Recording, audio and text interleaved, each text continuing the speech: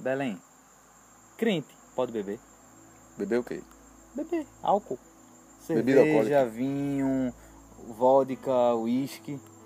Eu não vejo na Bíblia Jesus proibindo ninguém de beber. Agora, quem não souber beber, não pode beber. Se você vai beber, vai encher a cara, ficar bêbado, fazer besteira, você não pode beber. Tem igreja que diz, não, crente não bebe. Eu acho que o cara que não sabe beber, que você tomou uma dose de uísque, uma taça de vinho, 2, dentro das suas limitações, não tem problema nenhum, não. Inclusive, você, descendente de português, sabe que em Portugal tem muita gente acima de 100 anos, e foi constatado em estudos que isso era devido a tomar um copo por dia de vinho. Uma taça por dia. Uma taça por dia melhorava a vida das pessoas. Paulo, na carta lá, tem uma situação que manda, aconselha que tome vinho, porque eu tinha uma pessoa que tinha um problema de estômago. Eu não vejo problema nenhum em beber. Agora, tem um amigo meu, mês passado agora, ele passou 1 ano e meio sem beber, fez uma cirurgia no coração, fez ponto de safena, e depois 1 ano e meio tomando remédio, e foi um dia numa festa e foi beber. Tomou 1, 2, 3 cervejas, endoidou, pegou um revólver, deu um tiro lá no lugar que estava, porque o cara não queria mais oferecer bebida a ele, e ele foi preso. Aí eu cheguei para ele e disse, você entendeu que o seu corpo não pode mais receber álcool? Passou isso na sua vida. Você não pode mais beber. Não adianta. Você vai beber, vai pegar o revólver, vai dar um tiro, vai ser preso, vai destruir sua vida. E uma outra coisa que eu questiono também, Rafa, tomar um licor, uma taça de vinho é muito bom. Agora, tem gente que não sai. Tem gente que sai para beber. Tem gente que vive em função da bebida. Eu conheço pessoas que, se eu convidar na minha casa para algum evento, se não tiver bebida, eles não vão. Mas o porquê da bebida? Entendeu? Agora, essas pessoas não são crentes, tudo bem. Vamos falar dos crentes. Olha, para você também entender é o seguinte. Na primeira carta de Paulo a Timóteo, no capítulo 3, Paulo está orientando, inclusive, Timóteo, acerca dos bispos e diáconos. Veja o que ele diz aqui na Bíblia. Capítulo 3, versículo de número 2. É necessário, portanto, que o bispo seja irrepreensível, esposo de uma só mulher, temperante, sóbrio, modesto, hospitaleiro, apto para ensinar, não dado ao vinho, não violento, porém cordato, inimigo de contendas, não avarento. Beleza? Falou aqui que o bispo seja não dado ao vinho. Quando ele chega para os diáconos, ele diz no versículo 8, semelhantemente quanto a diáconos, é necessário que sejam respeitáveis, de uma só palavra, não inclinados a muito vinho. Não inclinados a muito vinho. Ou seja, o diácono, ele poderia até tomar um vinho. O bispo não. Aí você me pergunta, mas Belém, então quer dizer que é o bispo? Por que o bispo não? Pela responsabilidade do cargo que ele tem. Para não correr riscos. Riscos, Rafa. Me dê um exemplo. Por exemplo, você assume um cargo, você gosta de tomar um vinho e assume um cargo numa igreja, numa comunidade, de uma responsabilidade. Aí você sai um dia, está aqui com os amigos, começa a beber, aí diz, eu estou relaxado, tá certo? Aí você excede na bebida. Daqui a pouco toca teu telefone para tu resolver uma bronca. E aí, Rafa? Tu vai resolver uma bronca de uma ovelha tua que era dependente químico, dependente alcoólico, e que está tendo um surto. Tu vai chegar lá com bafo de álcool. Você é um líder de uma comunidade. As pessoas têm que olhar para você e ver em você aquele Cristo que você prega. Essa é a realidade. Não estou dizendo que tem que ser assim. Eu estou dizendo que como acontece. Está entendendo? Então, por exemplo, eu tomo meu vinho. Mas a gente já compartilhou uma vez que eu disse, Rafa, dificilmente você vai ver no lugar público tomando. Por quê? Porque eu cuido de alguns homens dependentes químicos e dependentes alcoólicos. Vai que o cara vê, olha para mim, ele diz que ele me considera como o pastor dele. Veja como é que vai ficar a cabeça desse homem.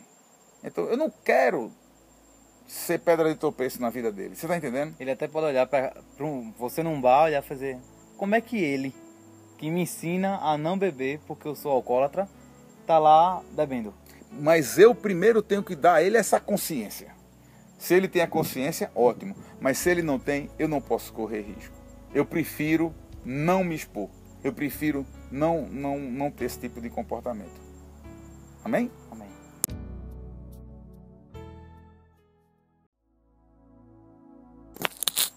Belém, o que é teoria da prosperidade?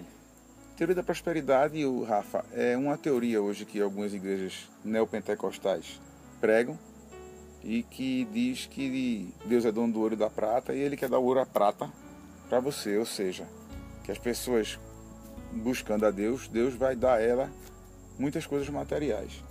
Deus vai dar carro, vai dar casa, vai dar isso. Que se ela for uma dizimista, se ela for uma pessoa fiel nos dízimos e nas ofertas, ela vai receber em troca de volta. Vai receber de volta aquilo. Quando isso não tem nenhum fundamento bíblico. Muito pelo contrário. Eu vejo na Bíblia buscar a Deus sem nenhuma barganha, né? O que é barganha? Barganha, eu lhe dou alguma coisa e você me dá algo em troca, né? Então a teoria da prosperidade, numa linguagem bem prática, não quero entrar na questão muito profunda aqui, mas é mais ou menos isso. Você vai lá para o culto, você compra isso, você compra aquilo, você dá tal oferta, entra no fogo não sei o quê, e Deus tem a obrigação de dar você em troca. É tipo assim, você investe 10 e ganha 100. Não tem banco no mundo que consiga suportar isso. É isso que algumas igrejas têm pregado?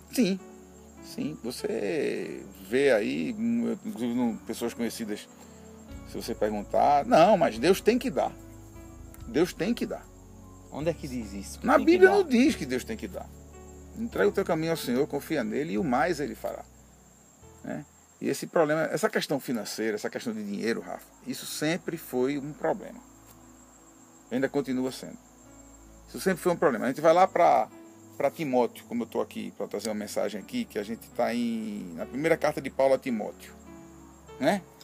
Paulo já está orientando, formando Timóteo, já está orientando Timóteo com relação a essas questões.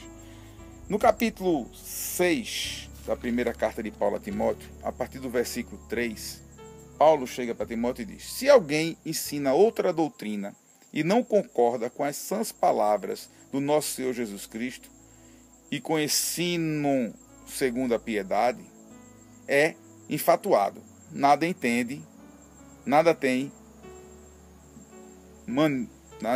mas tem mania por questões e contendas de palavras, de que nasce inveja, provocação, difamações, suspeitas malignas, altercações sem fim, por homens cuja mente é pervertida e privados da verdade, supondo que piedade é fonte de lucro. De fato, grande fonte de lucro é piedade, com contentamento. Na versão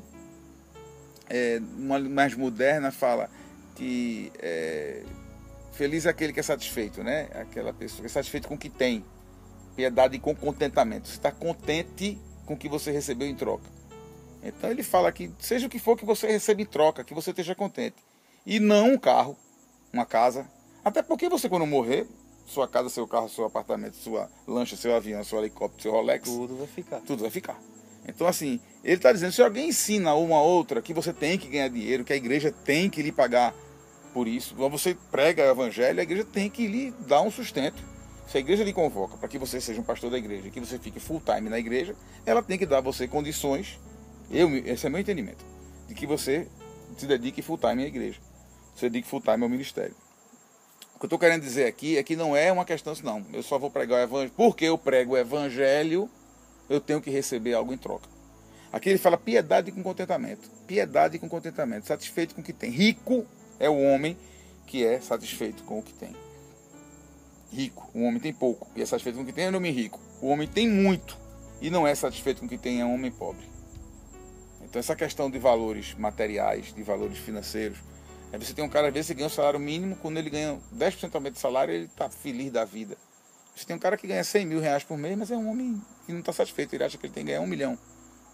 Entendeu? Então assim, e aqui nessa questão de Corinto, de Timóteo, perdão, ele está falando das questões de dentro da igreja, né? Aí ele continua, de fato, grande fonte de lucro é piedade com contentamento. Por quê? Ele diz, por quê? Nada temos trazido para este mundo, para o mundo, nem coisa alguma podemos levar dele. Tendo sustento e com o que nos vestir, estejamos contentes. Ora, toma cuidado, a situação é, os que querem ficar ricos, caem em tentação e cilada, e em muitas concupiscências insensatas e perniciosas, os quais afogam os homens na ruína e perdição. Aí veja o que ele diz aqui. Se não vai concluir essa questão da prosperidade, do dinheiro, da questão material. Porque depois eu vou falar da verdadeira prosperidade. Eu estou falando aqui da questão material, da questão das pessoas na igreja que queriam ganhar dinheiro com a igreja e as pessoas que vão à igreja com o objetivo de que Deus dê em volta a ela a questão material. Aí ele diz, porque o amor do dinheiro é a raiz de todos os males. O amor do dinheiro é a raiz de todos os males. E alguns nessa cobiça se desviam da fé e a si mesmos se atormentam com muitas dores. Eu vejo muita gente doente, não só na igreja como fora, por essa questão desenfreada de querer ficar rico, de querer ter as coisas. Eles se desviam do caminho correto. Entram em negócios que muitas vezes não são negócios ilícitos e adoecem.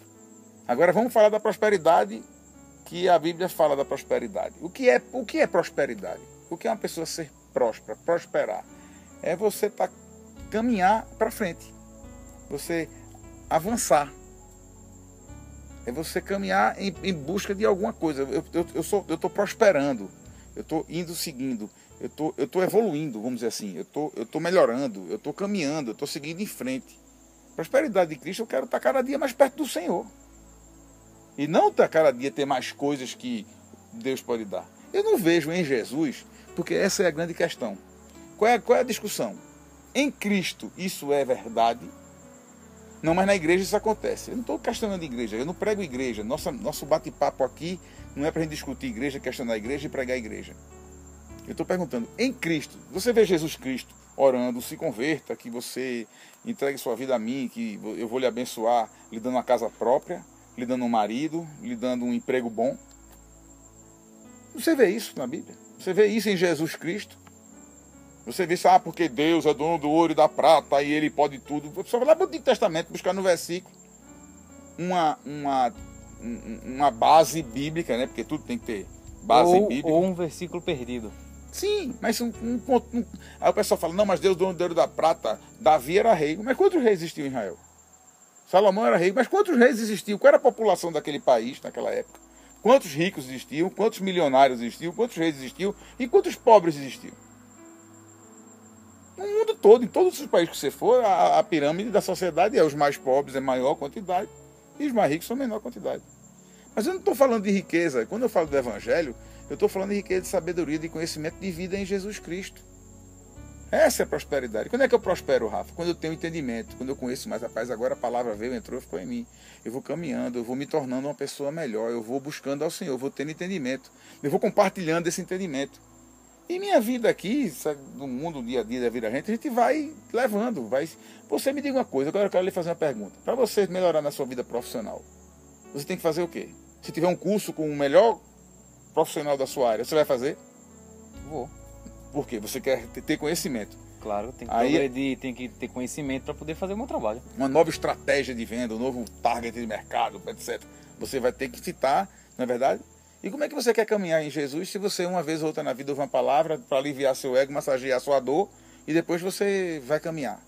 O que eu estou dizendo, gente, não é que todo mundo vire pastor, vire profeta, isso não. É que a gente tem entendimento do que é estar em Cristo. Não pode ser até que minha palavra hoje fique um pouco confusa, um pouco misturada, mas eu quero dizer para você o seguinte: eu preciso me alimentar do Evangelho de Jesus Cristo para que esse Evangelho pode transformar o meu coração e ele se tornar a vida dentro de mim. O Evangelho se tornar a vida dentro de mim. Eu vejo um Paulo que se converteu e quando ele se converteu, ele era um homem rico, quando estava na viagem dele. Ele disse, passei fome, necessidade, frio.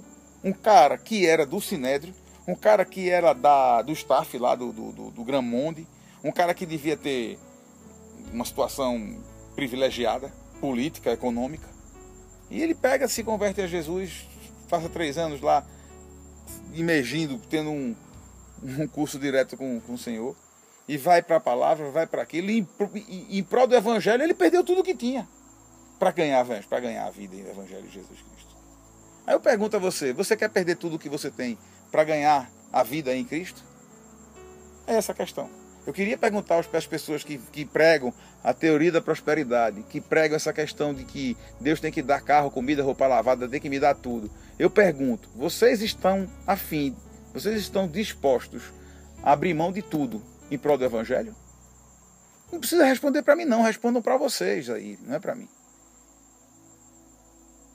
Paulo dizia o tempo todo, eu quero que cada dia mais eu diminua para que Cristo crescesse. Então, muitas vezes é um ensino equivocado, né? Tem uma coisa que eu queria trazer para você aqui, uma coisa bem interessante. Observe o que eu vou dizer para você. Na mesma carta de Paulo, na segunda carta de Paulo a Timóteo, no final, no capítulo 4, veja o que Paulo... Eu já fiz essa leitura em alguns vídeos e continuo repetindo, mas para mostrar para você uma realidade.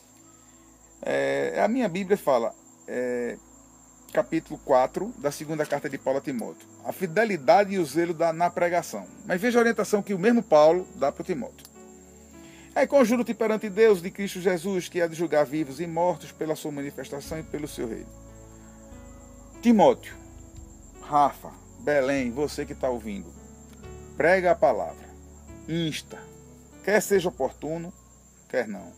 Corrige, repreende e exorta com toda paciência e doutrina. Pois haverá tempo, é isso. Pois haverá tempo, porque não suportarão a sã doutrina. Essa palavra que eu estou dizendo, o tempo é hoje. Não suportarão a sã doutrina. Pelo contrário, essas pessoas vão se cercar de mestres segundo as suas próprias cobiças, seus próprios desejos, como sentindo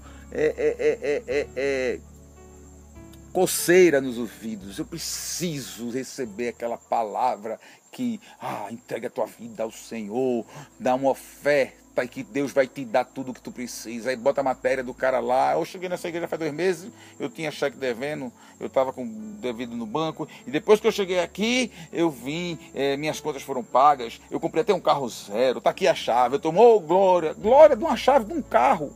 Me perdoe, eu não estou dizendo que ganhar um carro não seja uma bênção. O que eu estou dizendo é que não é esse o propósito, não é essa a questão. Aí não, eu vou sair da igreja de Rafa, eu vou para outra igreja, porque aquela igreja ali todo mundo é abençoado. Essas pessoas estão sentindo coceira nos ouvidos, essas pessoas estão naquele desejo. Ele está dizendo assim, olha, vai ter tempo, que vai ser assim, o tempo é hoje. O ano é esse, o mês é esse, o dia é hoje. E se recusarão a dar ouvidos à verdade, essa verdade, gente, que a gente fala aqui, muitos se recusam a ouvir, porque acham que não é bem assim, também não é assim, é assim. Se recusarão a dar ouvidos a verdades, entregando-se a fábulas, história, contos. Tu, porém, você, seja sóbrio em todas as coisas, suporta as aflições, faz o trabalho de um evangelista e cumpre cabalmente teu ministério. E o que é que você está vendo aqui? A realidade é essa. Você que tem essa missão de levar a palavra adiante, você vai se deparar com várias vezes essa situação, dentro da própria igreja. Daquelas que se dizem que são conscientes, que estão buscando o evangelho, você vai ver muitos chegando lá com objetivos secundários. Eu me lembro que uma vez eu estava vendo uma palavra de um pastor, e ele dizendo, dificilmente você não conhece uma pessoa que não tenha uma agenda oculta. Ele está ali pegando o evangelho e tudo, mas a intenção dele... Eu conheço gente que está na igreja estudando evangelho, fazendo curso de teologia para ser pastor, porque na vida secular não conseguiu nenhum emprego e acha que sendo pastor, se formando e sendo ungido pastor... Lá ele vai ter uma renda... E vai viver disso. Vai viver disso. O objetivo dele é esse. E eu conheço pessoas que são pastores e estão presos à igreja porque não vão ter o que viver lá fora. Vivendo no formato da igreja. Vivendo no formato da igreja. Então estão se coçando para sair, mas diz, eu não posso deixar lá, porque senão eu não vou ter emprego, eu não vou ter outra fonte de renda. E está lá por conta de dinheiro. É por isso que nós não pregamos igreja, é por isso que nós não pregamos religião, é por isso que nós não pregamos doutrina. É por isso que a gente aqui, do Grupo Família de Deus, temos somente um objetivo, é pregar o evangelho, é levar o evangelho. E traz Jesus Cristo para essa situação. Como é que ele faria? Vamos colocar Jesus Cristo aqui. Como é que ele... Jesus, me diz uma coisa. Vamos entrevistar Jesus? Jesus, e aí? A vida dele, ele iria responder.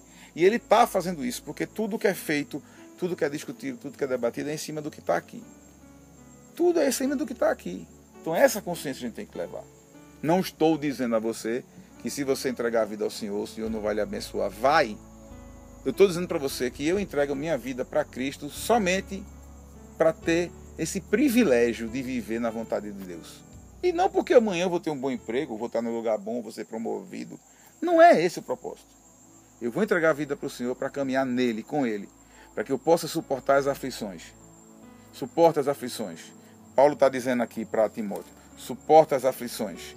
Suporta as aflições. Faz o trabalho de um evangelista. O que é o trabalho do evangelista? Fazer o que a gente está fazendo aqui. Agora, principalmente também, viver esse evangelho. Nós não somos perfeitos, nós somos cheios de defeitos, mas a nossa missão é levar esse evangelho em amor, em consciência às pessoas. Será que viver com Cristo é mais saudável? O quê? Eu não tenho a menor dúvida. Você passa pelos menor problemas dúvida. de formas diferentes? Não tenho a menor dúvida. Olha, eu vou para Paulo em 2 Coríntios para responder sua pergunta. Eu vou para Paulo em 2 Coríntios, no capítulo 4, para lhe responder essa pergunta. Veja o que ele diz aqui. Por isso tudo, não desanimamos. Pelo contrário, mesmo que o nosso homem exterior se corrompa, contudo, o nosso homem interior se renova a cada dia. Porque nossa leve e momentânea tribulação produz para nós eterno peso de glória, acima de toda comparação, não atentando nas coisas que se veem, porque as coisas que se veem são temporais, mas as que não se veem, porque são eternas.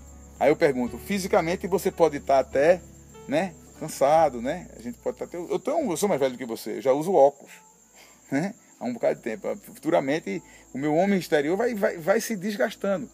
Não porque eu estou pregando o evangelho, mas porque é o rumo natural das coisas, né? Mas eu, quando busco o evangelho, eu também busco a consciência em mim. Eu busco a consciência de não me exceder em nada. Não me exceder em excesso de comida, excesso de bebida. Tenho que cuidar do corpo. Ou você acha que só porque está com Cristo, eu vou comer um hambúrguer todos os dias, gordura, vou comer gordura no café da manhã, no almoço, no jantar. Não, eu caminho e o Senhor cuida de mim. Ele vai cuidar de você. Ele vai cuidar de você quando você tiver um infarto. Ele vai cuidar de você quando você tiver com diabetes. Ele cuida de você. O que eu quero dizer é que ele não vai impedir. Veja só, a nossa vida é uma caderneta de poupança. A gente está falando de questão material aqui, né? Tudo que você... Eu tenho um primo meu que é cardiologista, ele fez... Belém, a sua vida é uma caderneta de poupança. Tudo que você plantar na sua juventude, na sua adolescência, juventude e tal, você vai colher os frutos na sua velhice. Se você é um cara que vai cuidar da sua saúde, você provavelmente vai ter uma vida mais saudável, melhor. Menos problemática. Menos problemática. Agora, se você não cuida, meu amigo... Um abraço. Um abraço. Lógico que o Senhor cuida, Deus faz milagre. Gente, eu acredito em milagre, Deus faz milagre na minha vida todo dia. Só eu estar aqui com o Rafa agora, isso já é um milagre nas nossas vidas. Mas o que eu quero dizer para você, que essa mensagem, né, Rafa, a gente vai deixar para você, é que não viva com barganha com Deus, não. Eu desafio você a entregar o caminho ao Senhor. Eu desafio você a deixar o evangelho entrar dentro de você. Eu desafio você a dar permissão para que o Espírito Santo haja na sua vida. E desafio para que você depois não chegue para mim e diga, realmente minha vida mudou. Duvido um homem que tem um encontro com Jesus, que entrega a vida para o Senhor, não seja depois disso um homem agradecido e grato, mesmo quando não tem nada. E o que dizer, para concluir, o que dizer daquelas pessoas que já viveram o evangelho com Cristo, saíram desse mundo e lá fora eles metem o pau e dizem, não tem nada disso? Veja só, é uma pergunta complicada, porque eu de fato acho que essas pessoas nunca tiveram um encontro real com Jesus. Eu choro. Eu choro. Às vezes eu fico imaginando assim, Senhor, eu não estou julgando essas pessoas. Minha questão não é julgar. O que eu estou dizendo é que é muito difícil, Rafa, você ter um encontro com Jesus, né? Eu sei que tem pessoas que têm encontro com Jesus, depois as situações da vida o levam para fora do Evangelho. Mas essas pessoas choram. É como o Dom Alexandre falou, dizendo que tinha um rapaz que era evangélico, que depois saiu da igreja e foi para o mundo e começou a beber. Chegava no bar, bebia. Toda vez que bebia, se lembrava da época que ele era evangélico, e chegava para um amigo, Rapaz, na época que eu tava na igreja, meu irmão, Jesus é o cara. Jesus me ajudou. Quando eu tava na igreja que era bom, meu irmão. Era muito bom, Deus me... Aí Dom Alexandre disse, ele bebendo na mesa do bar, ele pregou muito mais Jesus Cristo do que quando ele estava dentro da igreja. Não estou dizendo para você fazer isso. O que eu estou dizendo é o seguinte, quem conhece Jesus, mesmo que esteja fora do caminho do Senhor, na vista, na ótica da igreja, na vista, na ótica da igreja. Né? Porque muitas vezes a igreja entende que para você estar, se você não está frequentando os cultos no domingo, passa 2, 3 semanas sem ir para o culto no domingo, você está desviado do evangelho. Muitas vezes a situação é essa. Estou falando daqueles que conhecem Jesus, que estão na igreja todos os dias, de manhã, de tarde, de noite, nessa igreja aqui, no mundão. 24 horas por dia, na verdadeira igreja, que é a nossa igreja. Minha igreja é o mundo. Esses que conhecem Jesus nunca estão desviados da palavra. Ele pode não estar frequentando o templo, mas 24 horas por dia ele está levando esse amor de Jesus. Então, existem aqueles que não estão frequentando o templo, até porque não estão se identificando com aquele formato de evangelho. Eu conheço vários. Não dá para mim ali mais. Não estou indo para a igreja. Nós temos, inclusive, pessoas que participam do nosso grupo que dizem, a minha igreja é aqui. É aqui que eu sou alimentado, é aqui que eu compartilho, é aqui que eu congrego, é aqui que é a minha família. E eu acho que conta os dias para chegar o dia da reunião para poder compartilhar do evangelho. E essa mesma pessoa uma vez chegou para a gente e fez assim, minha família está dizendo que eu estou desviado de Deus. Eu nunca tive tão mais próximo. Então, é essa ótica. Eu acho difícil, Rafa, que uma pessoa conheça Jesus e depois se afaste de Jesus. Ela pode se afastar daí. Até porque o filho conhece a voz do pai. O filho conhece a voz do pai. Você pode estar até afastado, meu irmão, do templo, da instituição, mas de Jesus Cristo, eu acredito que você, se um dia teve um encontro com ele, nunca vai se afastar. É essa a mensagem. Prosperidade é estar em Cristo, caminhando com ele, dia após dia, evoluindo, crescendo, caminhando, né? Até chegar o dia que o Senhor chama a gente está na presença dele. O resto, conversa fiada. Eu desafio qualquer um que pregue essa teoria da prosperidade, Deus tem que dar tudo. Venha, senta aqui com a gente, vamos bater um bate-papo aqui com a gente. A gente pega a Bíblia, bota aqui e a gente vai conversar. Me mostra em Jesus Cristo onde é que Deus tem que me dar casa, carro, comida, arrumar uma mulher para mim. Jesus faz milagres, faz. Mas eu estou dizendo onde é que é uma troca. Eu dou disso. Essa semana passou um vídeo não vou dizer o nome da pessoa por uma questão de ética, mas de um homem que está na mídia aí, virou deputado, falando, não sei o que, o cara, na hora dos dízimos e oferta, o cara deu um cartão de débito. Aí ele pegou, deu cartão de débito, deu cartão, mas não deu a senha. Depois não recebe a bênção e fica reclamando. Quer dizer, isso é um absurdo. Tá entendendo? Eu tenho nojo disso, nojo. Eu tenho nojo disso. O cara chegar a usar isso em nome de Jesus, usar isso. Isso não é o evangelho que está sendo pregado. Não é. Agora, uma vez o Caio estava falando que uma vez teve uma conversa com o Edir Macedo e disse a Edir Macedo, Caio, o povo quer cocô, e eu dou cocô pro povo. Haverá tempo que não suportarão a sã doutrina e cercar-se-ão de mestres conforme suas próprias cobiças, como sentindo coceira nos ouvidos. É muito bom, Rafa. Acaba tá lá, sem situação nenhuma, aí o cara malandro, mala, vai falar que você vai ter dinheiro, que você vai ter coisas, que você vai ter isso. O povo fica, é isso que eu quero. Ou você acha que o povo quer trabalhar? Quanto mais fácil for a situação para o povo ter... Você quer trabalhar 8 horas para ganhar R$1.000 ou quer trabalhar 16 horas para ganhar R$1.000? Todo mundo quer trabalhar 8. Se puder trabalhar uma horinha só, se pudesse ter um empregozinho, uma mata aí de funcionário público. Hoje não tem mais aquelas mamatas que tinha. Antigamente, todo mundo queria ser funcionário público. Arrumar um emprego em Brasília e morar em Recife. Todo dia 25 estava na conta lá do dinheiro. Todo mundo queria. Era o sonho e desejo de muito amigo meu na época. Tá entendendo? Então essa é a realidade, infelizmente. Mas o que eu quero voltar, para a gente fechar aqui, é o Evangelho de Jesus Cristo não tem nada a ver com teoria da prosperidade. Pelo menos essa que eles estão pregando aí. A teoria da prosperidade, a prosperidade da Bíblia é de Jesus eu prosperar, ir adiante, caminhar, avançar. É isso aí, gente. É isso aí, Belém. Tá bom? Vamos lá, pronto, pessoal. Nós convidamos para vocês. Essa aqui é a nossa igreja. Vem com a gente. Amém. Nossa igreja é o mundo. Um beijo no coração. Espero que essa mensagem tenha sido esclarecedora para você. E a gente se encontra na próxima.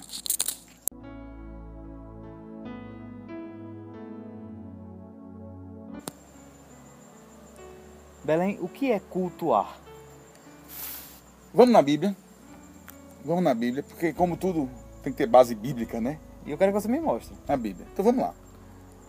Romanos capítulo 12, versículo 1. Veja o que Paulo está falando aos romanos. Rogo-vos, pois, irmãos, pelas misericórdias de Deus, que apresenteis o vosso corpo por sacrifício vivo, santo, separado do que é errado, e agradável a Deus, que é o vosso culto racional. Este é o culto racional. Que você apresente o seu corpo como sacrifício vivo, santo e agradável a Deus. Eu cultuo ao Senhor quando eu estou oferecendo o meu corpo a Ele como sacrifício vivo, santo e agradável a Deus. Vivo, porque você está vivo, respira, caminha, trabalha, vai. Santo, porque santo no sentido de ser separado. Diferente. Né? Você é separado. Você vive de acordo com as coisas que o Senhor, da forma, no ensinamento de Jesus. Você caminha nos caminhos do Evangelho. Que isso é que agrada ao Senhor, é caminhar. Esse é o culto. Este é o culto. Eu cultuo ao Senhor quando eu vivo de conformidade da maneira que Ele quer que eu viva. Aí ele continua dizendo assim: e não vos conformeis com este século. Quando ele está falando conformar aqui, não se conformeis com este século. Não é você ser um cara que vive reclamando das coisas, não. Que você não seja conforme eles são. Ele é inconformado porque ele não vive conforme os outros do século, os outros do mundo vivem. Você não vive conforme os outros vivem. Por isso que ele diz: não vos conformeis. Não viva conforme aqueles que não são de Cristo vivem. E não vos conformeis com este século, mas transformai-vos, mas sejais transformados pela renovação da vossa mente. Tira daqui aquilo que não é do Senhor e bota dentro aquilo que é do Senhor. Uma metanoia. O que é metanoia? Mudança de mente. Eu pensava, vivia tudo que para mim era. Eu queria ser um cara que vivia daquele jeito, ganhando dinheiro, adquirindo tudo, sendo cara e poderoso e e que fazia acontecer, que esse cara sou eu. E agora não, agora eu vou tirando esse cara dentro de mim, vou botando Jesus Cristo dentro de mim. Então Jesus passa a ser aquele cara que vai me orientar e viver. A minha arrogância, a minha prepotência, eu querer ser dono do mundo, está saindo dentro de mim. A mudança de mente, a mudança de entendimento. A verdade é Jesus, Ele é o caminho, Ele é a verdade, Ele é a vida. Esse cara não é mais eu, esse cara é Jesus. Aí ele diz: transformai-vos pela renovação da vossa mente, para que experimenteis qual seja a boa, agradável e perfeita vontade de Deus. Como é que eu posso viver de acordo com a vontade de Deus se eu não sei? Se eu não deixo ela entrar em mim? Se eu não deixo ela fazer parte da minha vida? Então, sem isso, sem a transformação, você não consegue provar. Principalmente um cara como eu, que não conhecia o Evangelho e que aos 33 anos de idade tive encontro com Jesus. Eu não tive... você estudou em colégio cristão. Sim, mas era aula de religião. Ia para a igreja ali de vez em quando, cantava aquelas musiquinhas. Segura na mão de Deus, tirava 10, o padre gostava de mim e eu ia cuidar da minha vida. Depois foi que eu tive a consciência. A consciência só chegou para mim lá para os quase 40 anos de idade. E eu busco isso. Aí você pergunta a mim: e já mudou muita coisa ou mudou muita coisa? Mas também tem muita coisa para mudar. É uma mudança, isso não acaba nunca. Isso aqui não acaba nunca. Por mais que você busque a palavra do Senhor, que você busque o entendimento, que você viva o entendimento, vai ter sempre uma área na sua vida para ser trabalhada. E vigiar, né? Para que a gente não bote também coisas que não prestam para dentro de nós. Então esse é o culto que o Senhor quer. É que nessa caminhada eu caminho nesse sentido, rumo a Jesus, cultuando, separando. Paulo diz assim: não, Jesus disse: não, vocês vão continuar vivendo aqui. Você vai continuar vivendo em Recife. No lugar que você trabalha vai ter gente que vai ser... que praticam ações ilícitas de primeiro até 10º nível, sei lá, se a gente fosse qualificar por... Mas você vai estar ali no meio e você não vai se misturar.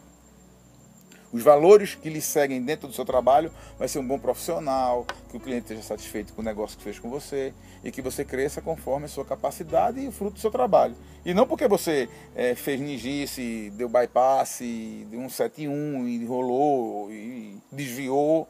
Eu tenho outra pergunta. O culto é só na igreja? Não, o culto é sua vida.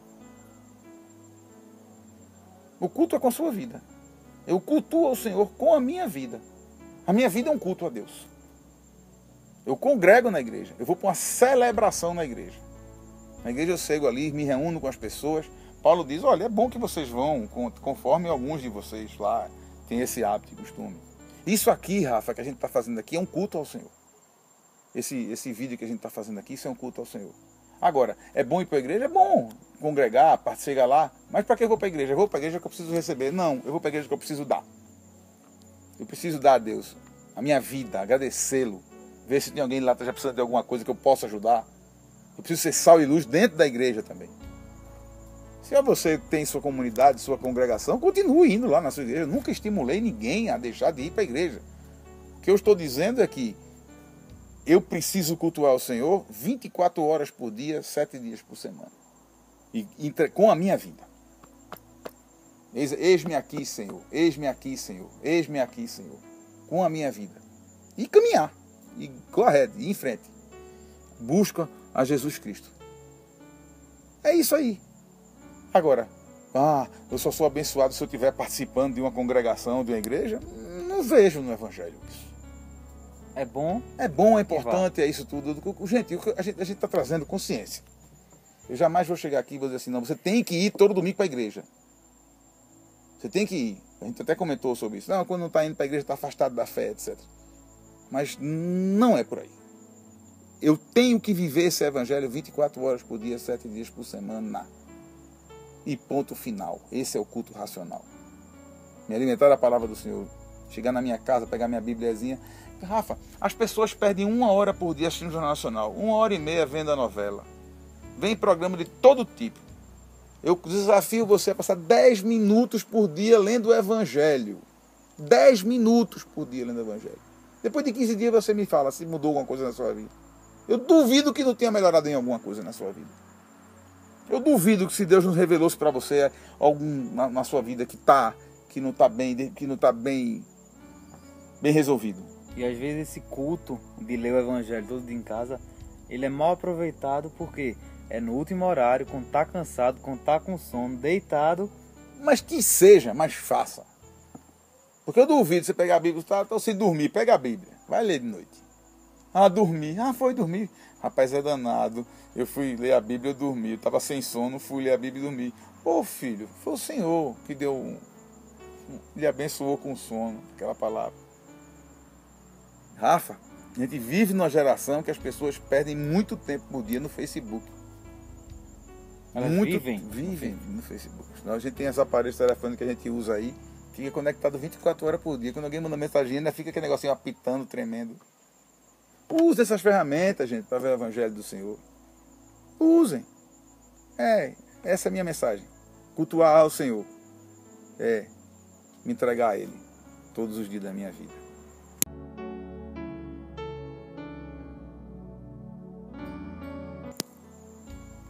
Belém, qual é a dica que você me dá de como eu devo ler a Bíblia? Bem, Rafa, eu acho que para você começar a ler a Bíblia, é interessante que você saiba que Jesus Cristo, Ele é o Evangelho. Jesus Cristo, Ele é Deus. Jesus Cristo, Ele é o Evangelho. Isso é um ponto número 1. Então, entendendo que Jesus Cristo é Deus e Ele é o Evangelho, eu sugiro que você leia os Evangelhos. Que você comece a ler a Bíblia pelos Evangelhos. Você leia Mateus, Marcos, Lucas e João. E vá lendo. Para você me ensina, onde é que fica? Veja só, vamos lá. Para você que não conhece, que não tem conhecimento, a Bíblia, ela tem o Antigo Testamento e tem o Novo Testamento. O Novo Testamento é a partir de Cristo. Ele narra o nascimento, vida, paixão, ressurreição e ascensão de Cristo. O Novo Testamento, o Novo. Então, eu estou lhe orientando para que você comece do Novo. Não que você não lê o Antigo, mas que você comece a ler a Bíblia a partir do Novo Testamento, que fica lá da metade para o fim. Então você pode inclusive começar a ler os evangelhos, não na sequência de Mateus, Marcos, Lucas e João. Você pode começar por João, Mateus, Marcos e Lucas, que você vai ver 4 livros que narram a nascimento, vida, paixão, ressurreição de Jesus Cristo, escrito por 4 pessoas diferentes. Não foi escrito nessa ordem, mas ele está apresentado nessa ordem. Então você lê o Evangelho de João, para você conhecer, entender Jesus, o caráter de Cristo. Você vai se alimentando de Cristo. Depois dos Evangelhos, você vai ver um livro que é Atos, que é o livro que fala quais foram os atos dos apóstolos. É a aplicabilidade dos Evangelhos no mundo. Jesus tinha 12 apóstolos, morreu, foi substituído por outro. Depois vem Paulo entrando no ministério, tá certo? E você vai ver, e não eram só 12 pessoas, existiam muito mais pessoas. Existiam centenas de pessoas. Iam se convertendo, iam fazendo parte daquele movimento. E você vai ver isso no livro de Atos. Então, mas sempre você vê alguma coisa em Atos, você vai ver referências do Antigo Testamento, que é importante também que você vá lendo o Antigo Testamento. Você saiba que o Antigo Testamento, os 5 primeiros livros, é o Pentateuco, que é as leis de Moisés, e etc. Mas como eu estou falando para você uma pergunta, para uma pessoa que é nova, iniciante, eu sugiro que ela fique inicialmente nos Evangelhos. Depois ela lê as cartas de Paulo e outras cartas e vá no Novo Testamento. Tá certo? Eu aconselho que ela leia a partir do Novo Testamento, a partir dos Evangelhos. Eu acho que é uma boa dica. Eu acho que e ela tendo esse entendimento. Jesus, ele é o Evangelho. E nos Evangelhos narram Jesus. Se falam Jesus. Você vai conhecer o caráter de Jesus. Eu não estou dizendo para você não ler, repito, o Antigo Testamento, mas eu estou dizendo que você comece a ler a Bíblia a partir de Jesus. E isso é uma dica boa. Eu acho que é muito simples assim, mas eu acho que quem começar nesse caminho vai entender melhor.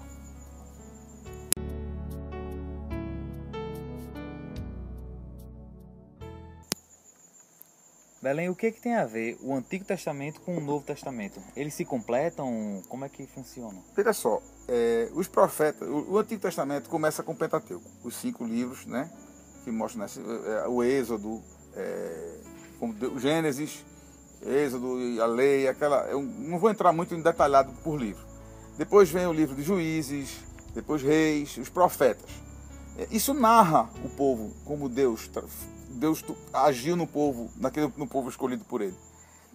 Depois conta os períodos dos reis, as guerras, mas sempre alinhando para Jesus. Os profetas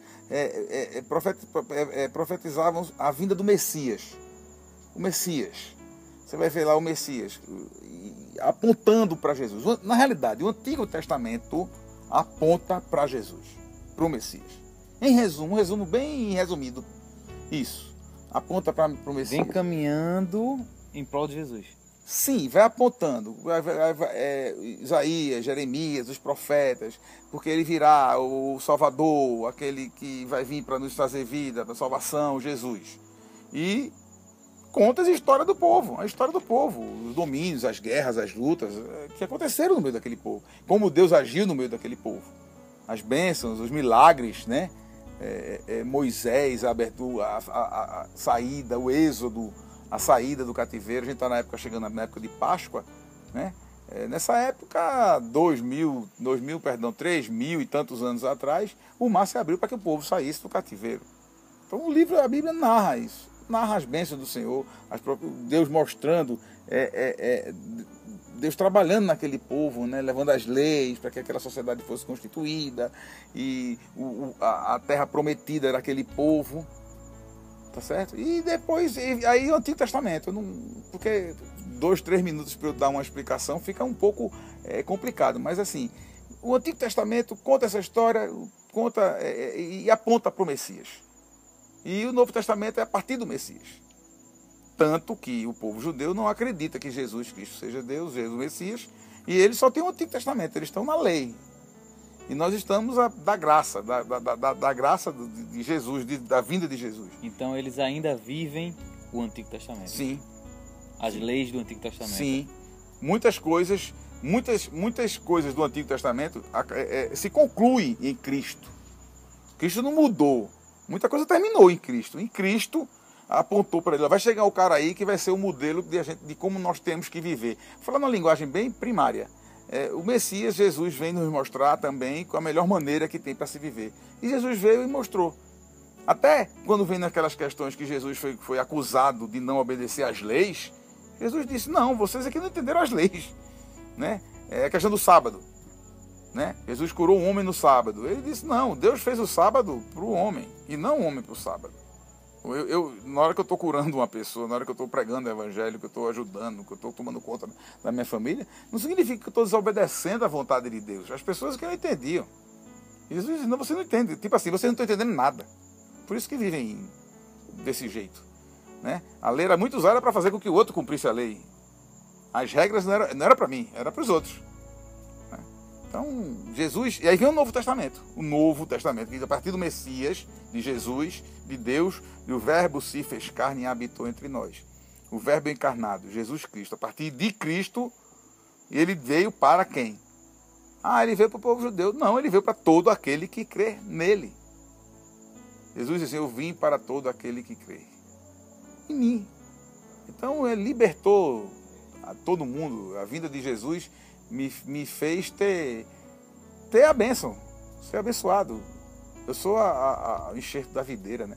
Como é que se diz? Na palavra do Senhor, no capítulo 15 do Evangelho de João, ele fala sobre isso, né? E aquele que vier a mim e não der frutos, eu corto. Mas aquele que quiser vir, vem a mim. Eu vim para todo mundo, para samaritano, eu vim para o grego, eu vim para o recifense, eu vim para o turco. Para todo mundo ele veio. Então, a Bíblia, Rafa, nessa divisão que a gente está debatendo aqui, eu estou fazendo uma abordagem muito simples, mas a Bíblia narra no Novo Evangelho a vinda do Messias e como a gente deve viver. Como Jesus quer que a gente viva.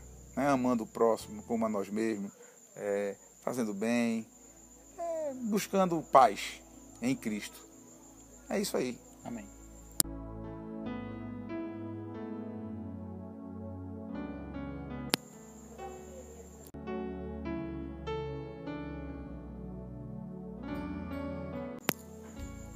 Belém, a gente tem recebido alguns vídeos sobre, até questionando, que Deus é esse?